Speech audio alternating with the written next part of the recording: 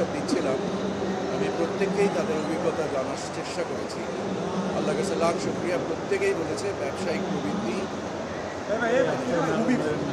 তাদের ব্যবসায়িক অভিজ্ঞতা এবং ব্যবসায়ের যে প্রবৃত্তি দুটোর সমন্বিত অর্জন খুবই ভালো বলতে হবে আল্লাহ ইনশাআল্লাহ।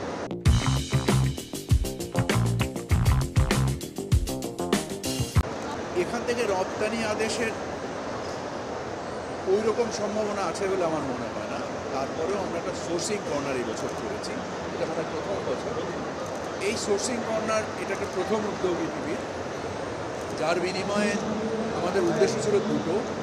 একটা হচ্ছে যে আমাদের মানে আমরা যারা বাংলাদেশি আমরা যেন জানতে পারি যে আমাদের কী ধরনের পণ্য বিদেশে যায়, এটার একটা অবৈধকরণের একটা প্রচেষ্টা। আরেকটা ছিল যে যারা যদি বিদেশি কেউ আসে না কেন তারাও যেন একটু সংযোগ তৈরি করে, এই সংযোগের উদ্দেশ্যে তৈরি করা। আর আপনি যেখানে এখানে যে পণ্য সম্ভার দেখছেন এটা আসলে অধিকাংশই স্থানীয় মানে যারা ক্রয় করেন তাদেরকে লক্ষ্য রেখে এখানে যারা বাণিজ্য বা ব্যবসায় উৎপাদনের সাথে সংশ্লিষ্ট তারাই কাজগুলো পরিচালনা করে।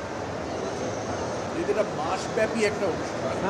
বাংলাদেশে রপ্তানির উপরে বিশেষায়িত যেসব পণ্য, যেমন গার্মেন্টস, যেটা আমাদের 85% পণ্য, এর জন্য গার্মেন্টস স্পেসিফিক আমাদের 3 দিন 4 দিনের একটা মেলা হয়, যেখানে আন্তর্জাতিক বিভিন্ন দেশ থেকে মানে বিভিন্ন ক্রেতা যারা আসে তারা আসে।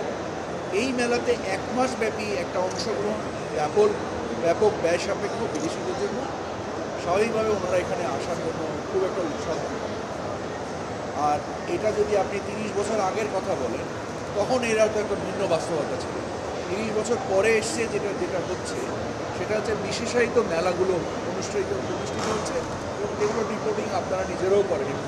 একাধিক মেলা হচ্ছে বিশেষায়িত, যেখান থেকে রপ্তানি আদেশ পাওয়া।